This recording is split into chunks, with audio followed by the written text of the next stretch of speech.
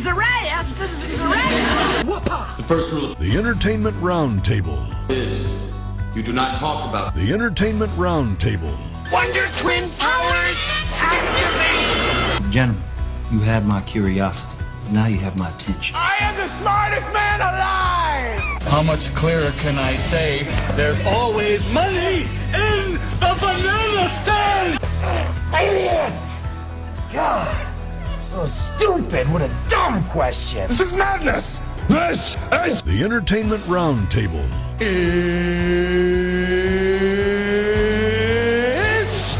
time! Hey, welcome into it, and welcome into another Saturday morning of the Entertainment Roundtable. Kind of bare bones here as this morning. I, your host, Steve West, enjoying the company of one Jeff Myers. Good morning to you, sir. Good morning.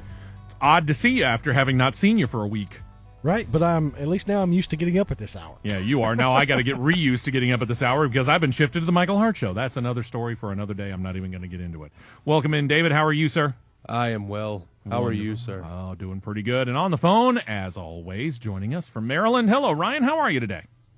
I'm doing well, Steve. How are you? And happy Hunger Games. Yes, it is that weekend, is it not? We had the chance to go down, David and I, along with our good friend Jacob. We'll get reviews on all of these here. Went down to the Amstar Theaters in Alabaster last night. 8 o'clock showing, sold out. And found out that they, unannounced, and I'm sure they're not the only one that did it, did the first Hunger Games film at 5 o'clock and then went back-to-back in that same theater with Hunger Games Catching Fire. Hunger Games at 5 o'clock, unannounced and unadvertised, was also sold out. Nice. And That's then ridiculous. They did a 9 and a 10 o'clock show, which almost sold out in the theater that we were in and had a second theater for both the 9 and 10 o'clock shows. This thing is going to be huge. Yeah, it is. First things first here, welcome into the show. We appreciate you joining us here on the Entertainment Roundtable. You can find us on Facebook, facebook.com/whatever with Steve West, or on Twitter at 101 Roundtable. I'm sure most of us, unfortunately, Jeff, you were feeling a little under the weather Thursday, so you were not able to make it out, but you were planning to see it sometime this weekend? It may not be this weekend. Maybe early next week. Okay, well, we'll get all that worked out. In the meantime, 4 of us, actually, because I've got Jacob's review rating for Hunger Games Catching Fire. We'll get to that here in just a couple of moments. One more thing that I do want to mention as far as Amstar is concerned. A couple of programs that they've got started here. They are going to begin their Toys for Tots collection on December the 1st. You bring a toy, drop it off at their location. They'll also be doing holiday gift card promotions that actually started yesterday, Friday. If you buy a $25 gift card purchase for your favorite friend, you get a coupon for a free large popcorn, and it will be valid beginning on January the 3rd of next year. Wow, a $30 value. There you go. I thought about making a joke like that, but I was like, no, I'm above Jeff that. couldn't resist. Can't help it. All right, here we go. Top 10 movies of the past weekend. In at number 10, About Time, still hanging in there, 3.4 million, up over 10, 11.6 million. Captain Phillips just about ready to cross the $100 million mark. It made $4.5 million last weekend, so 97.6. 12 Years a Slave, still hanging in there, 4.7 million, up to 24.9 total. Ender's Game made another 6.2 million, 53.8. Gravity, $240.6 million total, made another $6 million over the past weekend. Good night. Jackass Presents Bad Grandpa, $7.6 million, up above $90 million. Freebirds up above $42 million, making $8.3 million. Las Vegas, $8.8 million, that's up above $47 million. The Best Man Holiday did very, very well in its debut weekend, $30.5 million. And I was talking with Justin down there. He said that last weekend, despite the monster that is Thor, the Dark World, Best Man Holiday beat out Thor at the Alabaster location. Wow. Huh. Interesting. And that brings us to Thor, the Dark World, which across the country made $38.5 million. It sits now at $147 million in total. And that brings us to the movie that's about to unseat it this weekend. In a big way. I think I read earlier today it made like $35 million last night. I could believe that. Well, okay, let's do this. Since we're going to spend some time on Hunger Games Catching Fire, there is another wide-release film that is coming out this weekend that will get swamped. It is called Delivery Man. It stars Vince Vaughn, Chris Pratt, Pratt and Kobe Smulders. This is about a man, Vince Vaughn's character, whose donation to a sperm bank in his younger years results in him having over 500 biological children, and it's his attempt to get to know as many of them as he possibly can. I have known exactly one person that has expressed slight interest in this, and that's Jacob. Really? He says that he has some interest in going to see this. It's not high on his priority list. I have slight interest in it, but it's going to be like a red box deal. Yeah, for this is like a free preview weekend for me. And I'm going to watch this. I also have the factor of this is basically a remake by the same director. The same director made another movie, the exact same movie, some years ago. I can't remember what it was actually called, though. There's another movie with the same plot? I don't know. It I is. don't know. I mean, I'll see it if someone gives me a paralytic and I'm sitting in front of a television where it plays. And I can't close my eyes. I got you. Ryan, any interest at all? Any possibly wanting to see this at any point in time in your life? Potentially, but not with a 35% rating it has on Rotten Tomatoes. Wow, 35%. Yeah, pretty nasty compared to the 90% that Hunger Games has. Yeah, what is it, above 90 or is it at 90? I believe it's at 90 right now, last time I checked this morning. And I've heard a lot of people out there talking about Hunger Games Catching Fire, and for those of you that don't know, this is the second film in a series. It stars Jennifer Lawrence, Josh Hutcherson, Liam Hemsworth, among others. The continuing saga of Katniss Everdeen, who has returned home from the 74th annual Hunger Games with the pressure of winning and showing up the Capitol and having to get back into things here. I have heard more than one person, including Justin down there at Amstar Theaters in Alabaster, talk about this possibly being Empire Strikes Back syndrome. Most people think that if you look at the original trilogy of Star Wars, Empire Strikes Back, Return of the Jedi, that Empire Strikes Back was the best of the three. Mm-hmm. They're wondering if this is not the case with this series. Now, I'm going to start with you, David, because you actually watched The Hunger Games on DVD before going and seeing this movie last night, correct? I did, yeah. All right, so let's go back and let's get your opinion, first of all, on the original Hunger Games, since you're back, since you're now finally getting familiar with it. Right. And then go from there into Catching Fire. Well, one of the great ironies, I think, is that these movies even exist at all. I think it's funny that they make such a big deal about or pretty much hit us over the head with the idea of a society who's so concerned with entertainment over recognizing what's actually going on in the world, and that's basically what these things are for us too. I thought the acting was good. I thought it hit on a lot of different political levels. It kind of hit both sides of the spectrum, and I don't know. I got the first one probably a 7 out of 10. Okay. And then you go from that into Catching Fire, and what do you think here? I give it a 7 out of 10 as well, but for different reasons. Okay, so you're not jumping it up. You're not saying that it is significantly better. It is in some terms. Like, I would say that I was really kind of bored with them kind of going back, and it felt like a retread of the first one a little too much. And they did up the ante and show me things that I wanted to see in the first one that they didn't really get to, like showing us really how the world works, that universe works. But at the same time, it did feel like a retread, and it did feel like the second part of the Matrix to me. Interesting way of looking at it. I just feel like there's nowhere to go but down from here. Well, and that is something of a concern, considering the fact that the third book, Mockingjay, is actually being split into 2 parts, with the first one coming out 1 year from now. So it will be interesting to see. That said, we'll go to our friend Jacob here. He told us that he's going to give it slightly above an 8, so I kind of pressed him and said, okay, what, 8.25? He said, yeah, go with that. He enjoyed it. He said he thought it was slightly better than the first Hunger Games, but not significantly better. With that said, let me turn it over to Ryan here and see what he thinks. You're going to go, and I don't know whether you remember, because I honestly don't remember the number I gave to the original Hunger Games. I want to say I gave it about an 8 or an 8.5, somewhere in that area. Do you remember by any chance, Ryan? I think you gave it like a 9.5. You were like, did I give it that high? And a 10. Did I give it that high? Yeah. You said it was like a 9.5. It was this close to being a 10. Well, and I will say this. One of the reasons why was because you mentioned this, David, the fact that you're kind of amazed that this movie even got made in this day and age. I think in a lot of ways it's kind of a comment on the way that we are as a society right now, and a lot of people don't catch this. Yeah. We're all fascinated with reality shows. Of course, this is a reality show that kind of takes it to the nth degree. Obviously, it's not American Idol, but it's a reality show in the end that's meant to try and take people's mind off of the troubles that they're having and saying, oh, well, they're going to get killed. At least I'm still alive. Things like that, right. And it's the ultimate bread and circuses. Don't, forget about the fact that you're being oppressed. We're feeding you, and we're giving you entertainment. Yeah.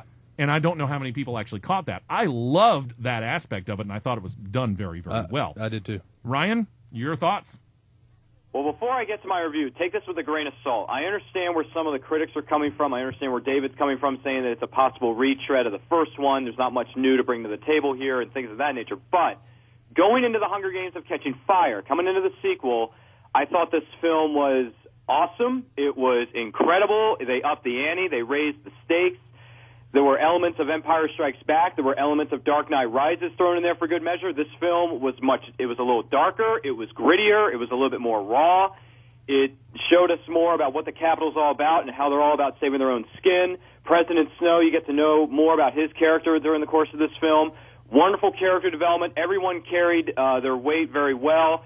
Jennifer Lawrence, by far the all-star of this whole thing. She's great. She improved on what Katniss already was in the first film.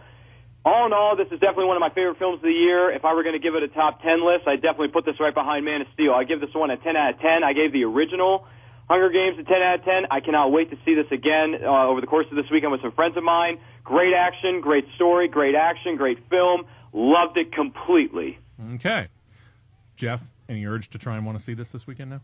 I want to see it as soon as possible, but this weekend's kind of jam-packed up already, unfortunately. Whatever. I will say that I think Jennifer Lawrence did a better job here being more emotive than she did in the last movie. Well, I think that's partially part of the graduation of the character, too.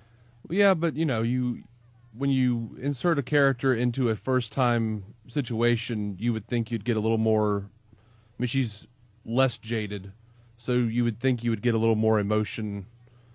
But that's semantics. I think she portrayed. I think the way that she did it in the first film, I think she portrayed the wonderment of being, the first time ever in this, new place, and I think kind of the wide-eyed thing. I think probably played out well. This one, she gets a lot grittier.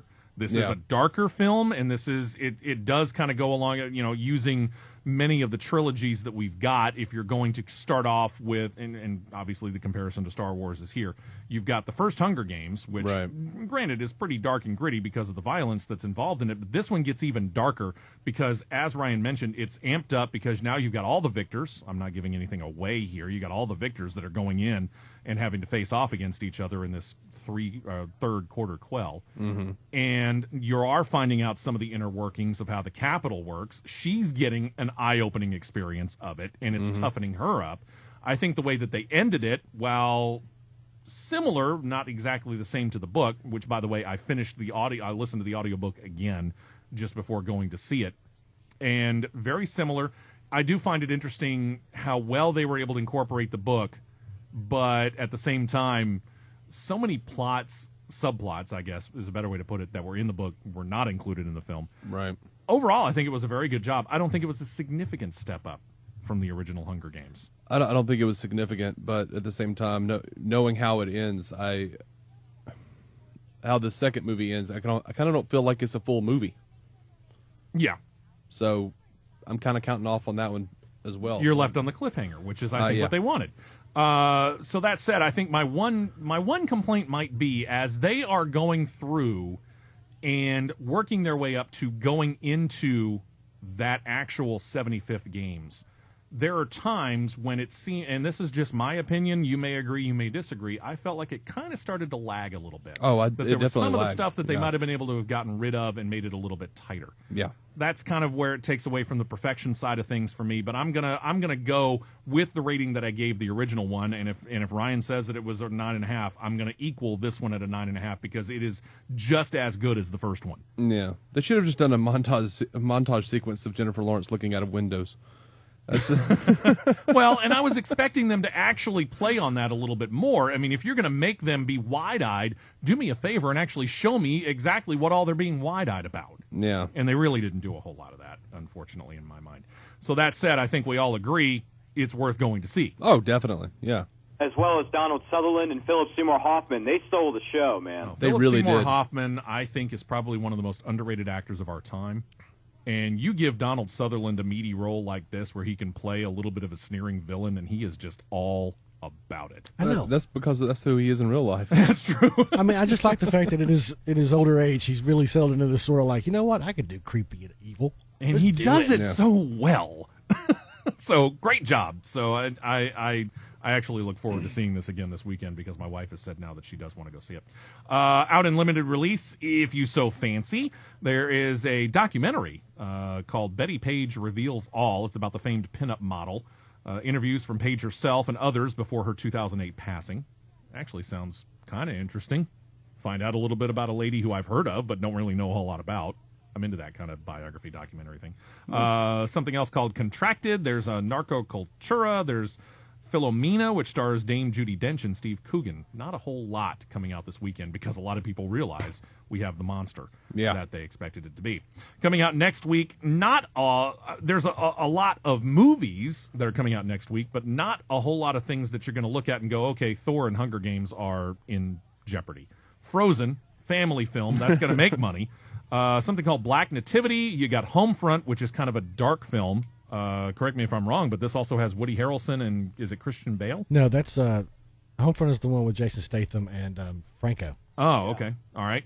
Mandela, Long Walk to Freedom. Jacob and I had the chance to see an early kind of pre-finished version of that film. It's not bad. If you're interested in the life of Nelson Mandela, it's worth going to see. And then a film that you're interested in seeing as well, Jeff, and you've gotten me interested in going to see it, Old Boy. Oh, yeah.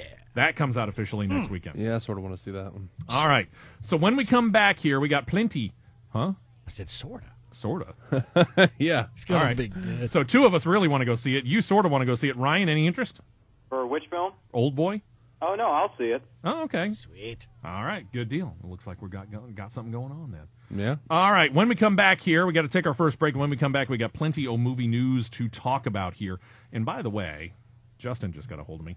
Wanted me to make sure that you knew very limited edition Hunger Game VIP packs are available. If you go down there, $25 each. They include a drawstring bag, aluminum water bottle, lanyard, keychain, and other stuff. So if your kid is humongous into irony. the Hunger Games, Oh, the irony. there you go.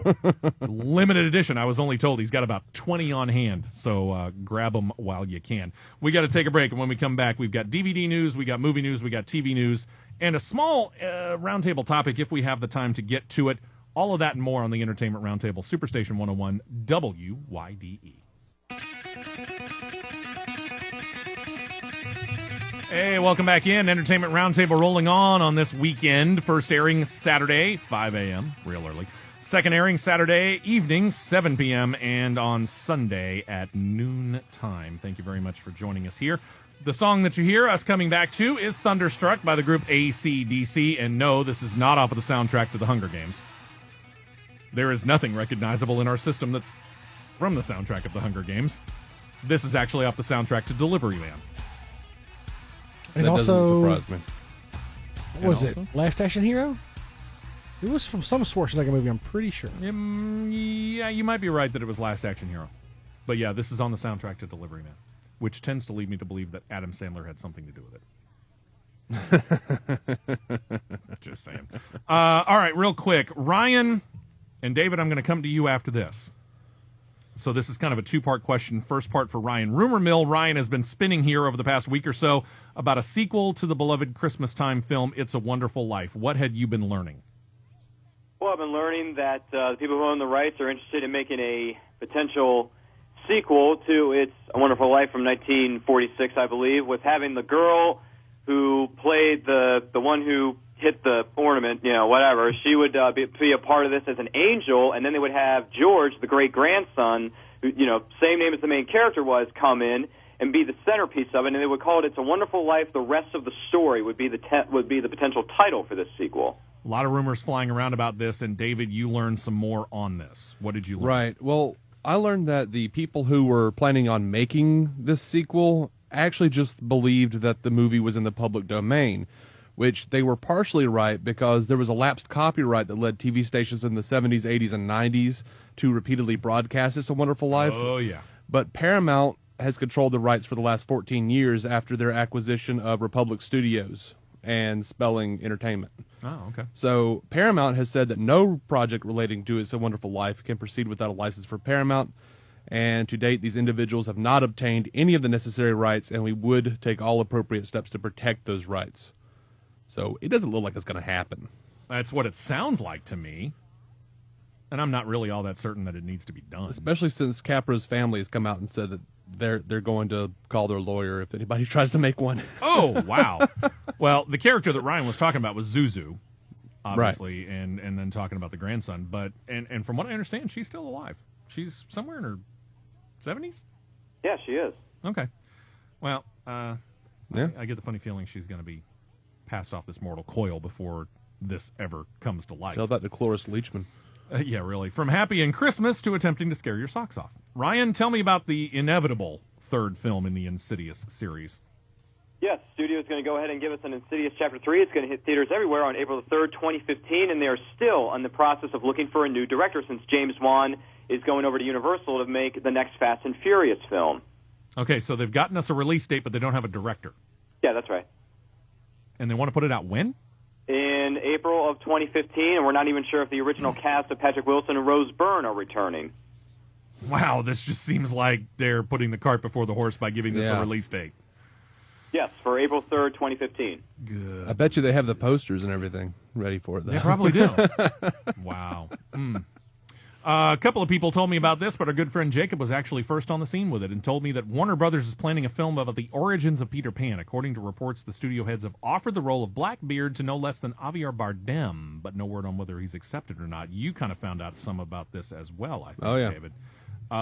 Is there a lot to this, or is this just kind of, well, let's kind of link him to it?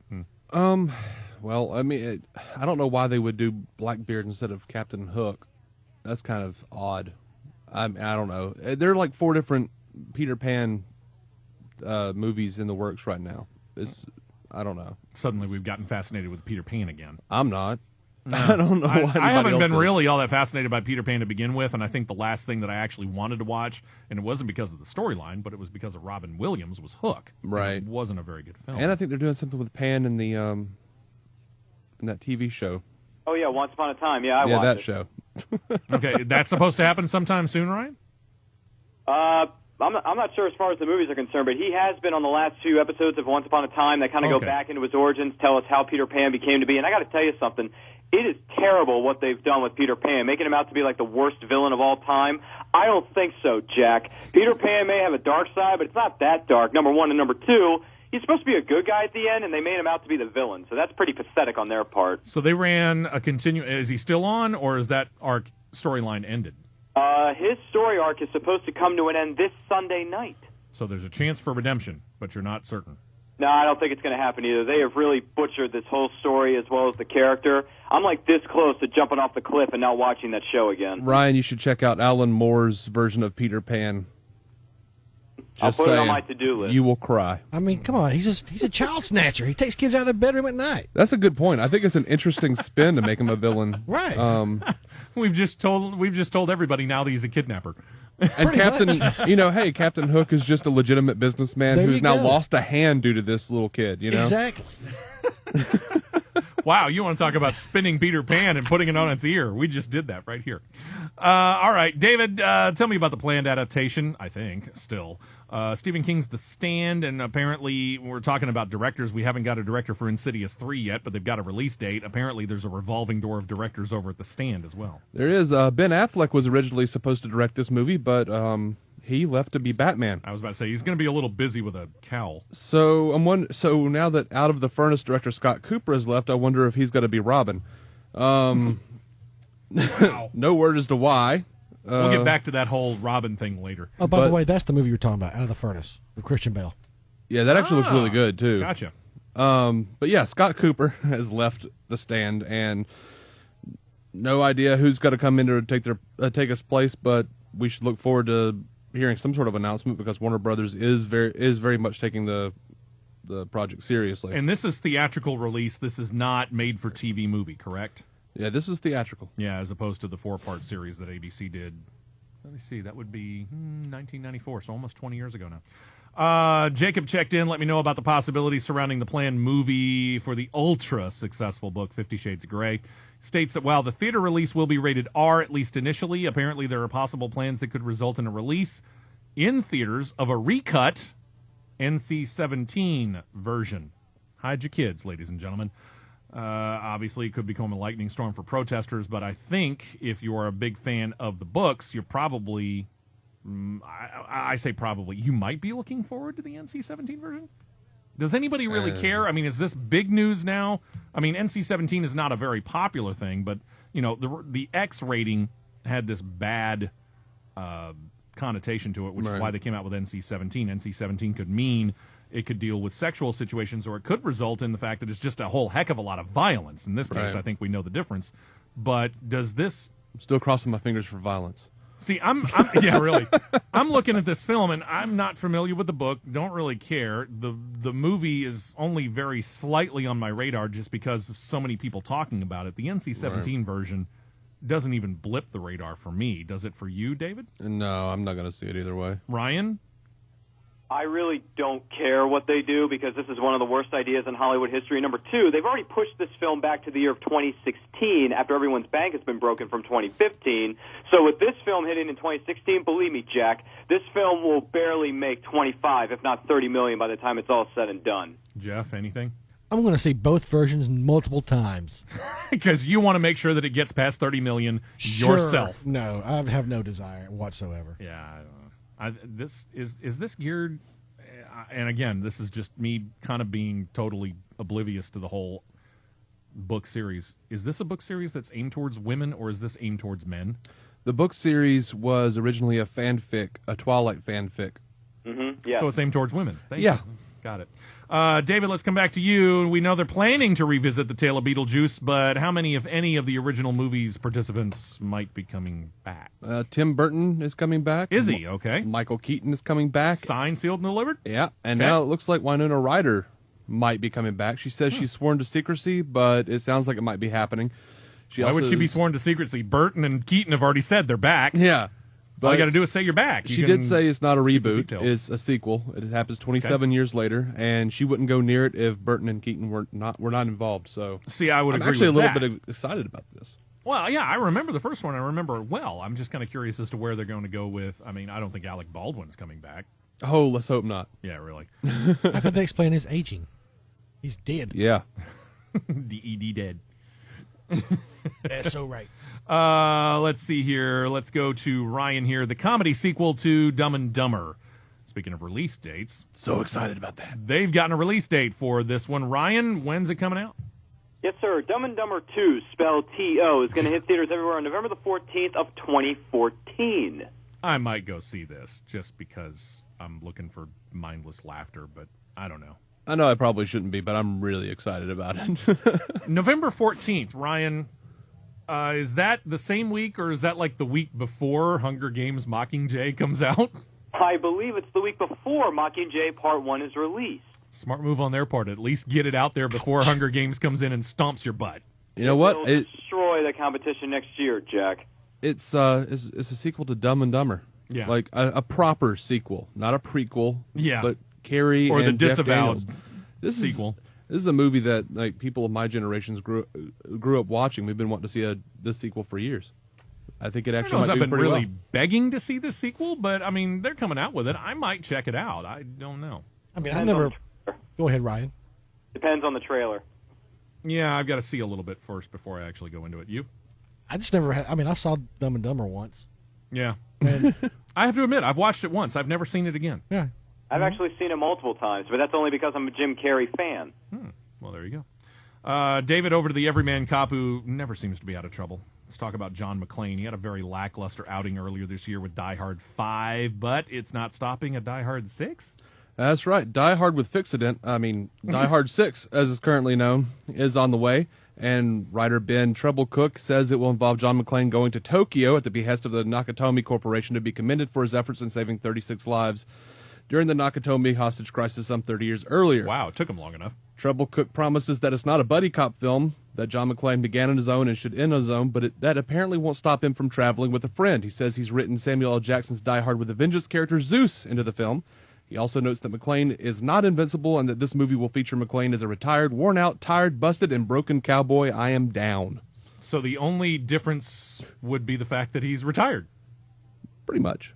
I think he was retired in the last one, wasn't he? He was just sort of ambling about Russia. I think he was retired quite yet. Of course, I have to admit, I haven't seen Die Hard. What was it? Live Free and Die Hard. A Good Day to Die Hard. A Good Day to Die Hard. Live Free and Die Hard was the fourth one. Okay, yeah. I'm getting my Die Hards confused here. Eventually, I'll see Die Hard 5, and probably we'll see Die Hard 6, but I have to kind of admit, for him having saved 36 lives in the Nakatomi Plaza, it sure took him long enough for them to recognize his efforts. What's this going to be 30 called? years. Hyundai Hard? Die Hard, Tokyo Drift. Oh, come on, Hyundai Hard. Yeah, I got you. Come on. On Die Harder. There you go. Yes, it's a Hyundai Hard. Anybody, you said you do want to see this, David. I do. Ryan, any interest? If you put him along with Samuel L. Jackson for my favorite one of the series, the third one, I'm in, man. Okay. Anything, Jeff? You seem to be smacking your head over there. No, I got nothing.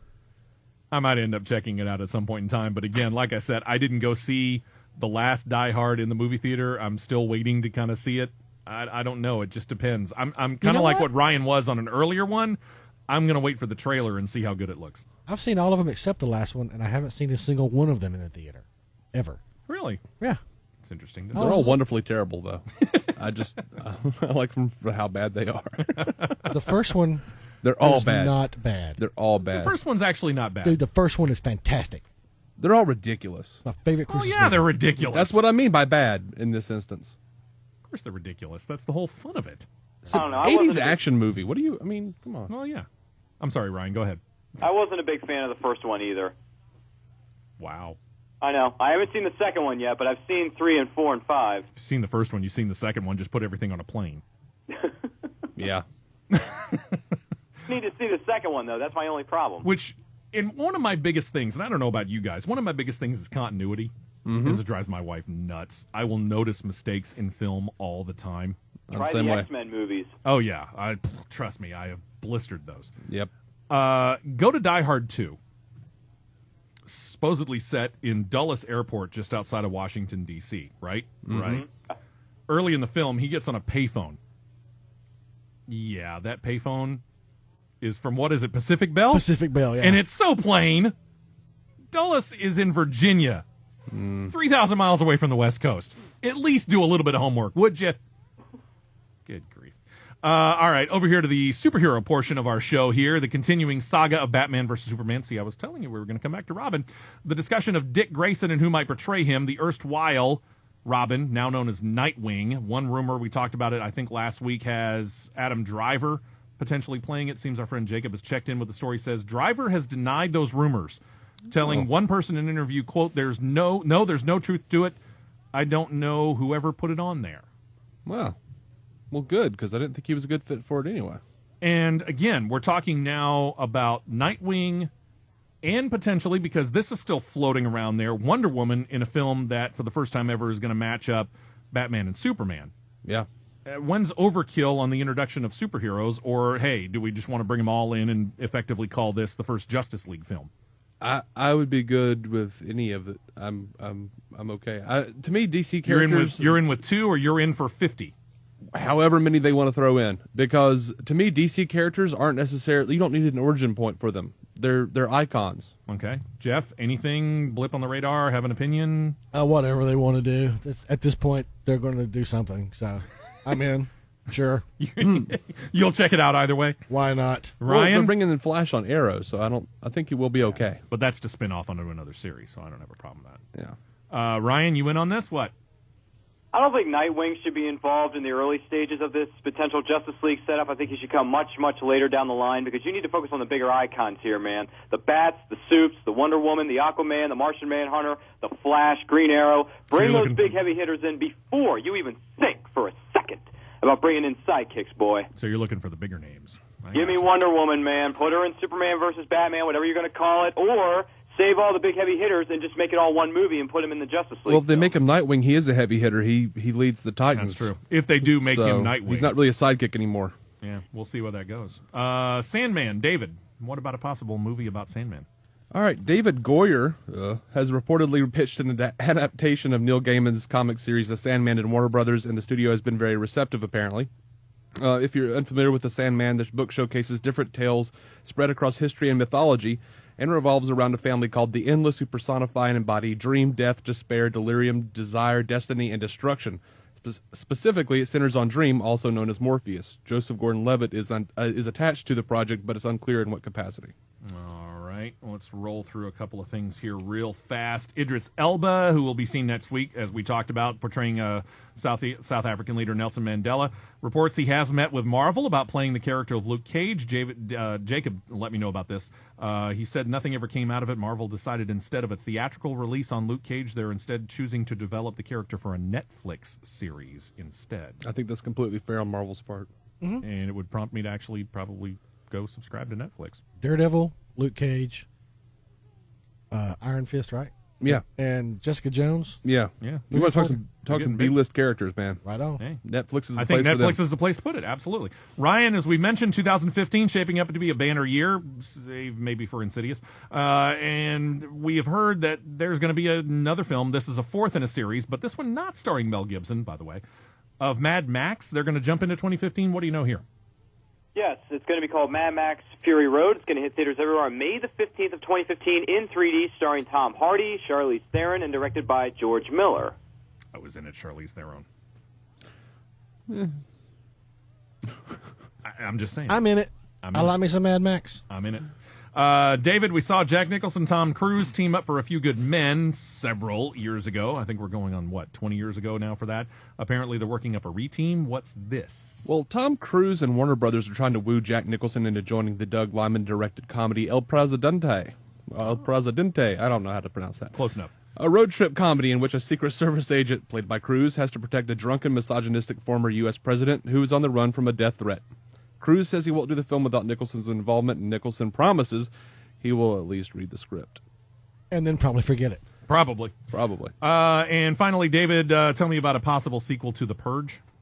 Yeah, they've set a release date, but they haven't really said anything else. It's June 20th, 2014. So, writer-director James DeMonaco is returning. One would think they might want to start to get filming soon. One would hope. All right, we got to take a break. When we come back, we'll check out what's coming out on DVD next Tuesday, get into some TV news, and if we got time, we'll get to the roundtable topic. That is on the Entertainment Roundtable on Superstation 101 WIDE. Hey, welcome back in. Listening to the Entertainment Roundtable, I'm Steve West. That is David. There's Jeff and Ryan on the phone. Thank you very much for joining us here on this early part of the Saturday morning, or maybe it's Saturday evening, or maybe it's Sunday afternoon. Either way, thank you for checking in. We're up to DVD, and then we'll get into TV news. Coming out on Tuesday, actually a number of movies are coming out. Red 2, we were talking about Bruce Willis a little while ago. That film coming out. Jobs is coming out. Getaway, also the long-form music documentary Beyonce, Life is But a Dream. And if you are a collector of TV series, you can get the 25th anniversary edition of Mystery Science Theater 3000, or you can go for the final season of Breaking Bad. That said, if you haven't got any of the seasons of Breaking Bad, also coming out on Tuesday, is the entire box set series of Breaking Bad. So you're covered either way. Does it come in a plastic barrel? Don't know. Possibly. You can get a special edition, I'm sure. TV news, and let's start with a review. Ryan, last Sunday started a 2-part introduction to the Carl Urban series called Almost Human. What do you think? Well, unfortunately, I didn't have the opportunity to catch the pilot necessarily. I missed out on that one, but I did see the second episode of Almost Human, which was on this past Monday night on Fox. General impressions, it's okay. It's nothing, that I have to watch. I don't consider it appointment television necessarily. There's a buddy cop comedy going on there between Michael Ealy's character and, of course, Carl Urban's character. Sure, you got some good supporting characters with oh gosh, forget the one girl's name. And then Minka Kelly from Friday Night Lights is thrown into the measure for good mix. Oh yeah, Lily Taylor plays a police captain. Set in a futuristic society, working with an android, working with a robot. Cool stuff, like the special effects, but I could have gone. This thing could have gone much better. On a scale 1 to 5 stars, probably give it 1.5. 1.5, pretty low. Jeff, did you check it out? Yeah, I saw. I got to see both episodes. I like it. Yeah, I think it's better than Sleepy Hollow, which is on Fox. Yeah. Okay. Just because I'm a big fan of Carl Urban, the writing's a bit tighter, the characterizations are better. And there's really good chemistry between he and the I forget the gentleman who plays the android he has to work with, and it's hopefully it's gonna And Jeff just sold me on it. Maintain the quality. I will check this out now. It's not necessarily anything fresh and new, but at the same time, you've got the tropes like he said, cop working with android partner kind of thing set in the future. Mm-hmm. But the performances are good. I like the writing. But if you think it's better than Sleepy Hollow, I'm going to have to check it out now. Yeah, absolutely. Scale of 1 to 5? I give it a solid 3.75 for the 2 episodes so far. Wow. That's not bad. That's higher than mine. I watched it. I liked it. I didn't love it. Yeah, see? I think my biggest problem is the fact this thing is set in 2048 and all the cops are still driving Ford Fusions. I'm okay with that. Well, they spend all the money on robot tech. But either way, I like Carl Urban in this. I think that there is a lot of room for development in this. But again, this, for whatever reason, they set this thing in 2048. This thing could have been set now. Mm-hmm. It's a buddy cop film, or a buddy cop TV show. Where we've been there, we've done that. You're not breaking any new ground right now. I think, you can kind of get fantastical with some of the sci-fi stuff in there, but I haven't seen it yet. Maybe that'll come out. I'm kind of like Ryan. It's not appointment TV for me, but if I think about it, I'll watch it. What are you talking about, man? What? They've got DNA scrubber bombs. They've got, these, the androids from the second episode, the pleasure robots. They haven't broken any ground. That they graft human skin. I mean, the tech is all over the place. This sounds fun to me. I'll let you guys know. It's a fun little ride. I'm going to go right down the middle on our scale of 1 to 5. I'm going to give it a 2.5. It's better than a whole heck of a lot of stuff that's out there on television right now. And the jokes hit. It's funny, isn't it? When it's funny. It's fun. Yeah, when it is funny. Okay. There are times when it falls a little bit flat. But again, I think Carl Urban overall, because he is. I use the word underrated a lot here. I don't necessarily know he's under. I just don't think a whole lot of people know enough about Carl Urban right now. Mm-hmm. And I think this is a good vehicle for him to really kind of showcase his talents away from being the ensemble of Star Trek or kind of being, covered up in a mask in the remake of Judge Dredd or let me think, what else was he? He was an assassin in Bourne. He was in one of the Bourne films. What's his name? It's not Theoden. In Lord of the Rings. That's true too, yeah. So, I mean, was that a Viking movie or whatever it was? Pathfinder? Yeah, was that it? What was the film that we just saw, the John Carter wannabe film that we just saw that he was like in the first 5 seconds of? And then he got out. And then he was out of it. Gosh, we just saw it. It was so bad. Oh, yeah. He was in, I think Carl Urban was also featured in the movie Priest. But by the way, they need to make a sequel to Dredd, man. Oh, yeah. I'd go see that. They probably won't. What was that stupid film we just saw? Good grief. It starred Vin Diesel. Oh, Riddick. Thank you. God, yeah. He reprised his role in. I still haven't seen that. He was in the first 12 minutes of it, and you never saw him again. And I'm sitting here thinking he was the luckiest man out of that entire film.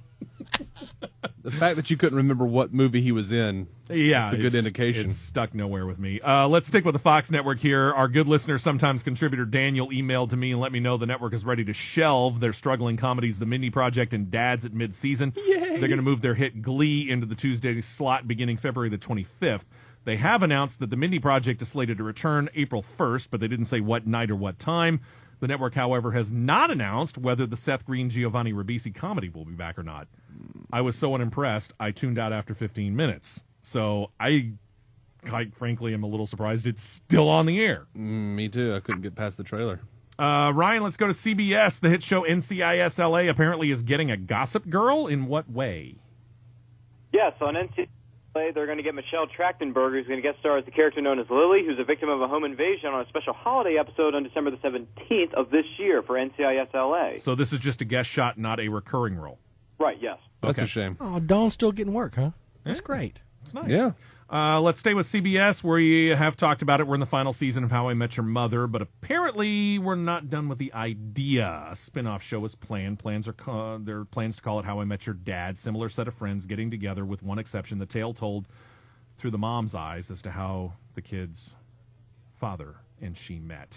Thanks to Jacob on that. I bet somebody out there really. You know what we could do?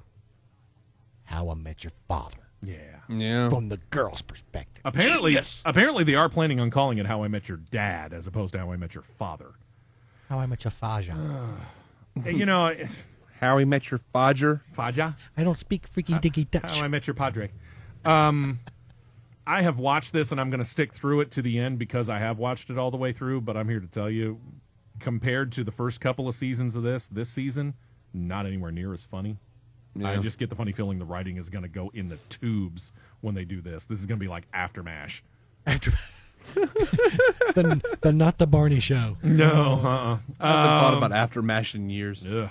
Ryan, one more note on CBS before we flip over to NBC, and we've got casting news from the islands. We're specifically talking about Hawaii Five-0. What are they doing over there? Yes, they made the decision to bring back Shy McBride as Captain Lou Grover, and he's not only going to be a series regular who leads the SWAT team on Hawaii Five-0. He was, correct me if I'm wrong, at the beginning of the year supposed to be a recurring character. Now they're making him a regular? Yes, sir. Okay, I'm in on that. I like Shy McBride. Yeah, it's never a bad call to make him a regular. He's brought something of an edge to the show, to be honest with you. All right, here we go. Ryan, you love the show. It's critically touted, and it's now pretty solidly performing. It's Parenthood. A regular from the show's early days, back. Who's back, and is he permanently back? Well, Jason Ritter is going to return as Mark Sear as a guest star on episode 19, which is going to air on April the 24th of next year for NBC's Parenthood. Okay, so this is a one-shot. Yes, it is. All right. What's he doing nowadays? I have no not idea. much. I didn't think so. He might as well just come back regular. We talked about the Flash series earlier. Let's go over to the CW, Ryan. Weren't we supposed to see him introduced in Arrow? Have they changed their minds on that? Just a little bit. Grant Gustin is going to take on the role of Barry Allen, a.k.a. The Flash. He is still going to appear in episodes 8 and 9 of this season of Arrow, but not episode 20. Instead, the network is going to officially shoot a traditional pilot just for him, for The Flash to become a full-fledged series slated to air on the CW potentially next fall if it gets picked up. So not only that, but they're actually moving it up because, correct me if I'm wrong, the original news had this show not debuting until the 2015-2016 season? I believe so, yeah. All right. Good. Yeah. Move it up. Move it No up. problem with that. Bring us more DC heroes, man. Yeah, that's fine. I mean, you might as well build upon the major hit that you got as a network. If you want to try to establish yourself, build upon the base that you got. Yep. Arrow's it. Over to the USA Network. They've got plenty of original series. Apparently, Ryan minus one. Which one have they axed? Yes, USA Network has officially canceled Necessary Roughness after 3 seasons. The series that starred Callie Thorne from FX's Rescue Me, but thank goodness that USA is taking out the trash. Yeah, I'm sorry. I tried to watch the first episode of this, and I tried again when they brought in, who was it, John Stamos? Yes, yeah. It's not a good show. I'm surprised it made it 3 seasons. Yeah, it's terrible. So Stamos was a draw, is what you're saying. Yes, thank you. You know, when they added Stamos, I had to see how it was worked out, you know? I love me some Stamos. Oh, man. From one cable network and their original series to another one, David. FX planning a Guillermo del Toro series about vampires? Yeah, FX has ordered 13 episodes of The Strain based on a trilogy of vampire novels. It's going to be produced by the book's authors, Guillermo del Toro and Chuck Hogan, and writer-producer Carlton Cuse will be the producer in charge. Series follows a New York disease control team investigating a mysterious outbreak that's linked to an evil strain of vampirism. It stars Corey Stoll and Sean Astin and debuts next July. I will say this, because it's Guillermo del Toro, I'll give it a try, but I am just about fed up with vampires. Oh, I think you'll like these. These are nasty. I've read the books. Have you? Have you seen Blade 2? They're going to keep it. Yep. They're going to keep it close to the books. I hope so. But they're sort of like the Reapers or the Reaper, the vampire. Yeah, yeah. A lot of nasty proboscis type stuff. They're Yeah. just really they're not right. cute. Well, I will give it a shot. Ryan, anything? This blip on your radar? Nothing? Nope, not a blip on my radar. Absolutely not. I am done. The only kind of vampires I want to see are something that's just maybe even more darker than this. I don't know what, but Even though Guillermo del Toro is a visionary genius, he is. I'll give him credit where it's due. But I don't want to see Guillermo del Toro's TV shows. I want to see his movies, Jack. Give me a Hellboy 3 first. Oh. Hey, can we put Sean Astin and this vampire thing into a movie for him? Maybe. It'd have to be at least 3 movies because they're pretty detailed. It's a long series of books? 3. Oh, okay. Interesting. David, been a while since Bill Murray was a regular on TV, but apparently he is coming to HBO. Yeah, Bill Murray is set to return to television in the HBO miniseries Olive Kitteridge. He'll be playing a widower in a small New England town who befriends the title character, played by Frances McDormand. It's just a miniseries. Oh, okay. But, so this isn't a long-term thing. No, and it actually sounds like something he would do nowadays. Yeah, it does. I mean, he's kind of all over the place when you think about it. He's become a really, really good character actor, and I hate to say it that way because he still can be a lead actor, but he can jump from comedy to drama, old to young. He kind of covers just a little bit of everything here. He's become extremely versatile. You know, it's based on a book that's like 13 short stories that are kind of discontinuous. So, I mean, I'm actually kind of excited because I like Frances McDormand and I love Bill Murray. Oh, yeah. So I'm going to check this out now. They're really good together in Moonrise Kingdom. Yeah. I have to admit, I'm not a subscriber to HBO, but I imagine, it'll show up on the internet somewhere. Daniel, our good friend and listener, checked in. I don't know why he mentioned this, but because he did, and because he's such a regular check-in, I'm going to mention this. He said that a prominent fixture on the cable news network CNBC is jumping ship. Apparently, Maria Bartiromo is leaving after almost 20 years at that network and heading over to the Fox Business Network. She should start shortly after her contract expires, which happens at NBC officially Monday.